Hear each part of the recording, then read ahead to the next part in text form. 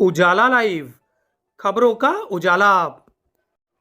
Channel को like और subscribe करें और हमारी सारी महत्वपूर्ण खबरों को अपने मोबाइल पर पाएं।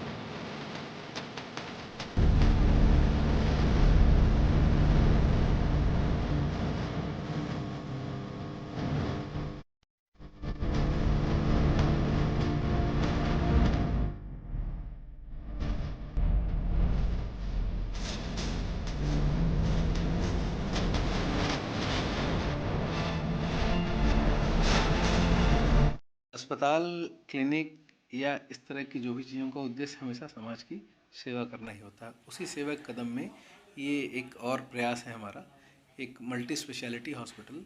इसका अर्थ होता है कि एक ही छत के नीचे अलग अलग विशेषताओं वाले डॉक्टर्स की सेवाएं जनता को मिल पाएंगी। कमला मल्टी स्पेशलिटी हॉस्पिटल इसी उद्देश्य से कल इसका लोकार्पण किया गया है। किसने किया और क्या क्या सुविधाएं विशेष रूप से देंगे? इसका लोकार्पण जो है माननीय मंत्री नंद गोपाल गुप्ता नंदी जी ने किया है।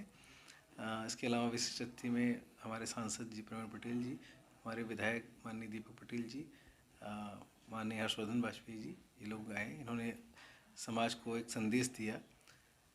इस हॉस्पिटल में बेसिक ट्रीटमेंट ओपीडी से लेकर के जांचें, ultrasound, x ray, ECG, 2D eco, इसके अलावा पैथोलॉजी, एम्बुलेंस की सुविधा है, इमरजेंसी की सुविधा है। इमरजेंसी में 24 घंटे कोई भी मरीज़ आता है, चाहे वो किसी मेडिकल डिजीज़ से ग्रस्त हो, सर्जिकल डिजीज़ से ग्रस्त हो, उसका यहाँ इलाज होगा।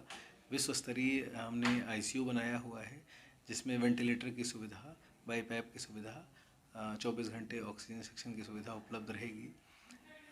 डिफिब्रिलेटर मशीन है, जैसे कोई मरीज़ आता है, हार्ट अटैक से आता है, अरेस्ट हो जाता है, तो उसके लिए रिवाइव करने के लिए डिफिब्रिलेटर यूज़ होता है। उसकी सुविधा हमारे आईसीयू इमरजेंसी दोनों में उपलब्ध है। इसके अलावा मॉड्यूलर ऑपरेशन थिएटर है, जहाँ पर दूरबीन वाली सर्जरी, लेज़र वाली सर्जरी, जोड़ प्रत्यारोपण, ये सब किए जा सकते हैं।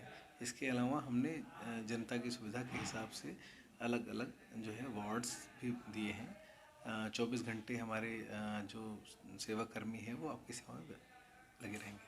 अच्छा, जो मरीज होते हैं ठंड में किस तरह की उन्हें दिक्कत होती है और क्या सजेशन देंगे आप? ठंड में दो तरह के मरीजों को सबसे ज़्यादा परेशानी होती है। एक वो मरीज़ जो श्वास रोग से पीड़ित होते हैं। दमा जो होता है उसमें से 80% दमा जो आज के समय में हो रहा है वो एलर्जिक अस्थमा होता है। ठंड के एक्सपोजर से ठंडी हवा जब गले में हमारे जाती है तो हमारे जो सांस की पतली नलियाँ होती हैं, ब्रोंक्यूल्स कहते हैं, वो सिकुड़ जाते हैं, जिसकी वजह से जो आदमी सिम्टम जिसको कोई बीमारी नहीं है वो भी अत्यधिक खांसी और सांस की बीमारी से परेशान हो जाता है। तो कोल्ड एक्सपोजर से बचें, सीधे हवा से बचें। उसके लिए सबसे अच्छा तरीका होता है, जब भी आप ठंड में निकलें मास्क लगा कर निकलें, टोपी पहन के निकलें, या किसी भी तरह से कान को, नाक को ढक कर के रखें ताकि ठंडी हवा का सीधा प्रवेश फेफड़ों में ना हो। इसके अलावा हार्ट अटैक और जो है क्या बोलते हैं कि सीवीए, जिसको हम सेरेब्रो वैस्कुलर एक्सीडेंट बोलते हैं, यानी कि ब्रेन हेमरेज और ब्रेन के अंदर सिकुड़न हो जाना, ये ठंड में बहुत ज़्यादा होता है। इसका भी मुख्य कारण अचानक से टेम्परेचर का चेंज होना ही है।